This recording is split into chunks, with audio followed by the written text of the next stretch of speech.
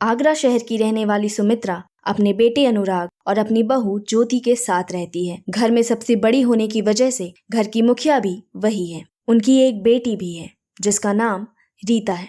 रीता की शादी कनाडा में हुई थी, इसीलिए तब से रीता विदेश में ही रहती है। अनुराग एक इंश्योरेंस एजेंट का काम करता है और ज्योति एक बड़ी आईटी कंपनी में जॉब करती है। ज्योति मन ही मन सोचती है, कितना मुश्किल हो गया है, कभी दिन में तो कभी रात में शिफ्ट करना। मैं घर पर बहुत कम ध्यान दे पा रही हूँ। माँ जी भी बीमार रहती हैं, लेकिन अभी भी अनुराग को घर के लोन की काफी किस्तें चुकानी हैं और उनका काम भी कुछ खास नहीं चल रहा, इसीलिए मुझे उनका हाथ बटाना ही पड़ेगा। लेकिन इस बात से उसकी सास सुमित्रा बिल्कुल अनजान थी और जॉब के सख्त खिलाफ थी। इसलिए रोज वो ज्योति को परेशान करने की तरकीब ढूंढती थी, जिससे वो तंग आकर अपनी नौकरी छोड़ दे। ये क्या बहू, अभी तक सो रही है? पता है सुबह के 9 बज गए हैं। अनुराग भी बेचारा उठकर अपने काम पर चला गया है और तू है कि अभी तक आराम फरमा रही है। अरे मेरी नहीं तो अपने पति की तो फिक्र कर ले, वो बेचारा भूखा गया होगा। मुझसे शरीर से कुछ हो नहीं पाता, वरना मैं तो तेरे भरोसे कभी ना रहती, खुद ही सब कर लेती। सॉरी माँ जी, देर रात तक काम चलता रहा, इसीलिए समय का पता ही नहीं चला। आप चलिए, मैं अभी जल्दी से आपके लिए चाय नाश्ता बना कर ले आती हूँ। हे भगवान, मुझे जल्दी से ठीक कर दे ताकि मैं ही अपने बेटे का ध्यान रख सकूं। आजकल की बहुओं से तो अपने पति का भी ध्यान नहीं रखा जाता, हमारा क्या खाक रखेंगी। ज्योति ने सारे ताने अनसुने कर दिए। अरे सच में 9 बज रहे हैं, आखिर मैं कैसे नहीं उठ पाई। अच्छा किया मैंने सुबह सोने से पहले अनुराग के लिए लंच बना दिया था, नहीं तो वो भी रह जाता।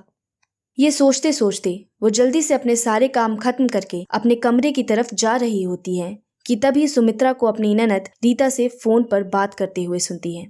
अरे रीता, तू अपनी सास को कनाडा क्यों बुला रही है? अब तू जॉब करेगी या अपनी सास की सेवा करेगी? तुझे इसीलिए पढ़ाया लिखाया कि तू जाके अपने सास के पैर दबाए।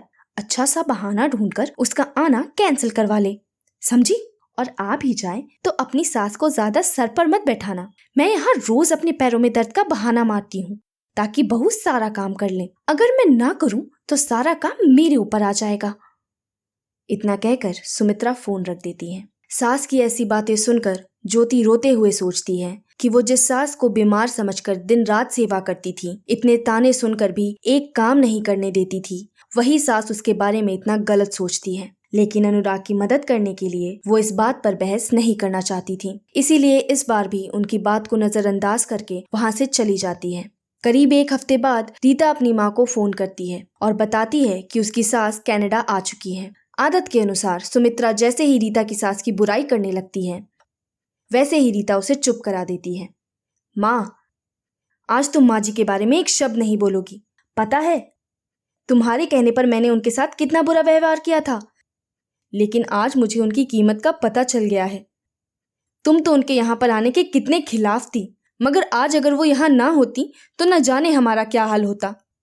तुम्हें तो पता ही है, बच्चे की पढ़ाई, रहना, खाना बहुत महंगा है यहाँ, और कैसे कैसे रिंकू को संभाल पाती हूँ। पुनीत और मुझ में हमेशा टाइम की वजह से बहुत झगड़े हो जाते थे, लेकिन जब से माँ जी आई हैं, जैसे सब कुछ कितना आसान हो गया है। वो मेरा बहुत ख्याल रखती हैं।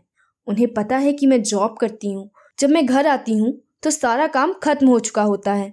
उनके आने से जैसे सारी प्रॉब्लम ही खत्म हो गई है। ऐसा कहकर रीता फोन काट देती है। रीता की बात सुनकर सुमित्रा की आंखें भर आईं। उन्हें अपनी भूल का एहसास हो गया था। ज्योति को वाकई उनका कितना ख्याल रखती है। उनकी कड़वी से कड़वी बात का भी बुरा नहीं मानती, उल्टे जवाब भी नहीं देती। उन्होंने उसी समय ज्योति को बुलाकर हाथ पकड़कर बोला, मैंने जो भी गंदा बर्ताव आज तक तेरे साथ किया है उसके लिए मुझे माफ कर दो बेटी। मैं कभी तेरी अच्छाई देख ही नहीं पाई, बस बुराई ढूंढती रही। आज से घर हम दोनों मिलकर संभालेंगे। घर का आधा काम मैं करूंगी। जब तेरी नाइट शिफ्ट हुआ करे तो आराम से उठना, मैं सुबह सारा काम कर दिया करूंगी। इधर सास का बदला हुआ रूप देखकर ज्योति की आंखों में भी खुशी के आंसू आ जाते हैं और अपनी सास के प्रति उसके मन में फिर से पहले वाला सम्मान वापस आ जाता है और वो अपनी सास को जोर से गले लगा लेती है। हमारे जीवन में सभी लोगों की अपनी अपनी अहमियत होती है। जरूरी है कि हम उस अहमियत को पहचानें और एक दूसरे की कदर करें और आगे बढ़ते रहें। यह कहानी आपको कैसा लगा हमें कमेंट पे बताइए। और ऐसे ही दिलचस्प कहानियाँ देखने के लिए हमारे चैनल को सब्सक्राइब करके बेल आइकन दबाइए।